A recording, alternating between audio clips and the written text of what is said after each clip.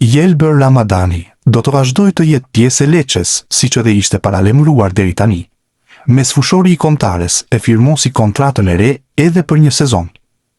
Ramadani pati një sezon të jashtëzakonshëm. 30 vjeçari ishte lojtari me më tepër distancë të përshkuar te Lecce, ndërsa klubi arriti mbijetesën. Ramadani u afrua te Lecce thuajse 3 vite më parë. Aktualisht është në kuotën e 104 ndeshjeve me klubin italian, por të gjitha gjasat janë që të bëhet ekipi ku regjistron më tepër paraqitje. Aktualisht është vejle me 123 ndeshje. Ramadani është titullar në mesfushën e Lecces. Vetëm sezoni 2024-2025 ishte disi i vështirë për të, për shkak se humbi për një moment vendin e titularit. Trajneri shqiptar, Besnik Hasi, do të nisë një aventurë të re në Superligën e Turqisë, teksa i është besuar timoni i Ahmet SK, që këtë edicion sigurojnë ngjitjen në elitë. Hasi së fundmi ishte te Anderlecht, por u shkarkua për shkak të rezultateve negative. Te skuadra e re, Hasi do të gjejë ish sulmuesin e Tiranës Florent Hasani. Prezantimi i shqiptarit u bë ditën e sotme, ndërkohë që do të kërkojë të ndërtojë një ekip dinjitoz për të rivalizuar në elitën e futbollit turk. Klaus Gjasula ka njoftuar se do të largohet nga Rot-Weiss Essen, por mesfushori i kombëtares shqiptare do të mbetet në Bundesliga 3. Gazetari gjerman Martin Herms ka zbuluar edhe klubin e ri të 36 vjeçarit. Ish mesfushori i kombëtares shqiptare do të bashkohet me TSG Hoffenheim 2 në një kontratë 2 vjeçare. Kushtet ekonomike dhe të qenurit shumë plan familjes kanë bërë që Gjasula të firmos me Bardhe Blut. Kujtojmë se gjatë gjithë karrierës së tij, 36 vjeçari ka luajtur vetëm në Gjermani. Klaus Gjasula është aktivizuar me ekipe si Offenburg, Freiburger, Bahlinger, Mannheim, Duisburg, Hallescher, Paderborn, Hamburg dhe Darmstadt. Talenti i Shqipërisë U17, Afrin Gashi, ka bërë hapin e rëndësishëm në karrierë, duke kaluar nga U17 te U19 te Bayern Munich. Ky avancim dhe besimi që jep klubi bavarez talentit shqiptar është sinjal pozitiv për të ardhmen. Në grupmoshën U19 te ky klub ka kaluar edhe talenti shqiptar i Kosovës, Erblin Osmanaj. Më 11 shkurt të vitit 2025, Gashi kreu debutimin te Shqipëria, konkretisht te U16 kundër Hungarisë. Interesante do të jetë evoluimi i qendërmbrojtësit, nëse do të fitojë terren te ekipi kryesor i Bayern, aty ku konkurenca është në pjedestal, apo do vijojë diku tjetër. Aventura e Giacomo Vrionit në Itali ka mbaruar shumë shpejt se sa mendohej. Sulmuesi kombëtarës shqiptare i ka dhënë lajm të mirën Cesena dhe është zyrtarizuar sot si futbollisti më i ri i Wolfsberger në kampionatin austriak.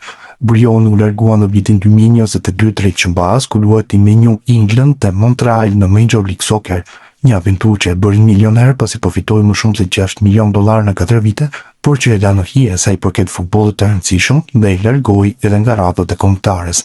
Tani Brioni është kthyer në Austri, ku ka firmosur për 2 vite në një kampionat që njeh mirë, pasi në vitin 2022 ai u largua nga atje si koçënuesi më i mirë i tij, duke ndarë vendin e parë me Karim Adeyemi. Wolfsberger njofton firmën me sulmuesin 27 vjeçar Giacomo Vrioni. Futbollisti lindur në Itali bashkohet klubit nga skuadra e Rizbo Cesena, futbollisti i cili më parë ka luajtur me moshat e Italisë dhe më pas me kombëtaren shqiptare, kaloi shenjën e tij në Bundesligën austriake. Në sezonin 2021-2022 futbollisti i huazuar aso kohë nga Juventusi luajti në ndrikimin e Thomas Silberberger tek Tirol dhe me 19 gola ndau titullin e golçënuesit më të mirë me Karim Adeyemi. Pas 2 etapave në Major League Soccer me New England, 22 gola në 78 ndeshje, dhe Montreal 4 gola në 10 ndeshje, ai u kthye në Itali 6 muaj më parë për të bashkuar me Cesenën. Tani ai kthehet në Bundesligën austriake ku lojtari 188 cm i gjatë ka firmosur një kontratë 2 vjeçare me Ulqerit, shkruaj në njoftimin e klubit austriak. Sezoni që sapo u mbyll ishte më i miri në karrierën e Silvio Mercait.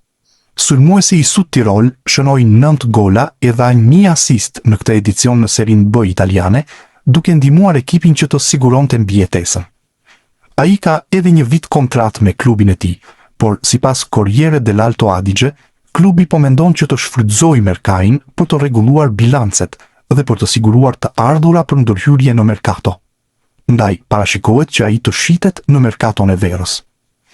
Në skenë ka dalë që tani një klub i interesuar për të, pasi Vicenza, e sapo ngjitur nga Seria C, kërkon përforcime për edicionin e ardhshëm dhe sheh te Mercai një futbollist që mund ta ndihmojë për qëndrimin në Serin B.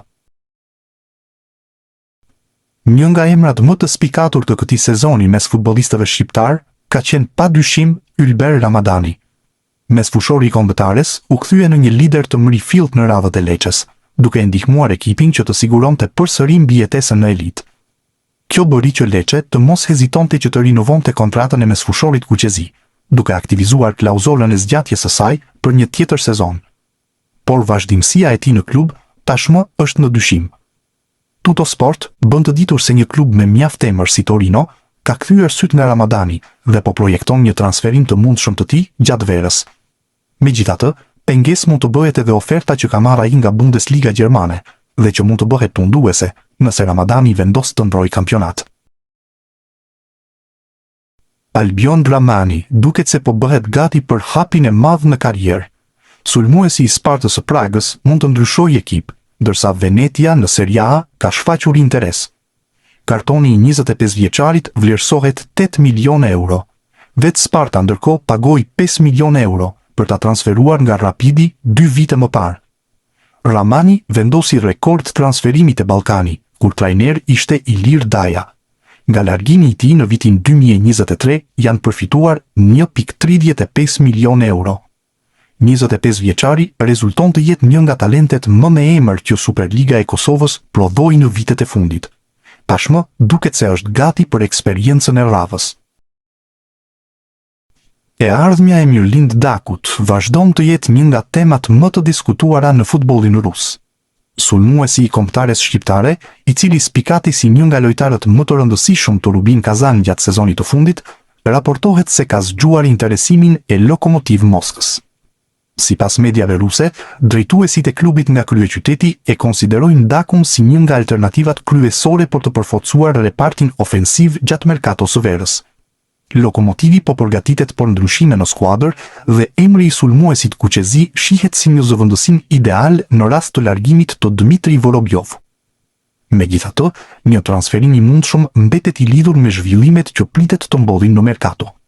Burime pranë lojtarit bëjnë me dije për Panorama Sport se deri në këtë moment nuk ka asnjë ofertë konkrete në drejtim të Rubin Kazan apo vetë Dakut, pavarësisht interesimit që po qarkullon në mediat ruse. Në të njëjtën linjë është shprehur edhe babai i futbollistit Fehmi Daku, i cili ka mohuar ekzistencën e ndonjë oferte zyrtare. Ai ka theksuar se sulmuesi ndihet i vlerësuar dhe shumë i kënaqur te Rubin Kazan, klub ku ka arritur të shfaqë potencialin e tij maksimal.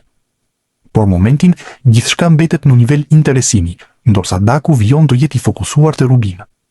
Gjithsesi, performancat e tij të fundit kanë bërë që emri i tij të monitorohet nga disa klube të rëndësishme të kampionatit rus, çka lë të hapur mundësinë që situata të marrë zhvillime të reja në javët e ardhshme. Joe Nuredini është talenti i Genoas, të cilit sot i është besuar kontratë deri në vitin 2029. Kjo tregon edhe besimin e klubit të Serie A për talentin shqiptar. Nuredinit ju bë realitet një ëndër në moshën 18 vjeçare, pasi debutoi në Serie A. Edicioni u mbyll me makth, për shkak se këputi ligamentin e kryqëzuar anterior, ACL, në muajin shkurt, dhe më pas në mars duhet i nënshtrohej operacionit. Drejtori sportiv i Genoas, Diego Lopez, u shpreh: Genoa vazhdon të jetë një vatër talentesh, dhe historia e Joeit është një nga dëshmitë më të qarta të kësaj. Tani përgjegjësia jon është të ndihmojmë në rritjen e lojtarëve premtues si ai dhe ta shoqërojmë në mënyrën më të mirë drejt pjekurisë së plot, edhe në momente të vështira si ky që po kalon. Jemi të bindur se do të dalë prej kësaj periudhe edhe më i fortë se më parë. Por filmën në kontratë reagoi edhe Nuredini. Ka qenë padyshim një vit i veçantë për mua, me debutimin në Serie A dhe më pas me dëmtimin e ligamentit. Kjo zgjatje kontrate më jep motivim dhe përgjegjësi, si edhe më transmeton besimin e madh të klubit, i cili nuk më ka munguar kurrë me mbështetjen e tij. Mezi pres të rikthehem në fushë. Kujtojmë se trajneri Daniele De Rossi i besoi në debutim. Lojtarit të kombëtares U19, ndërkohë do t'i duhen edhe disa muaj për t'u rikuperuar.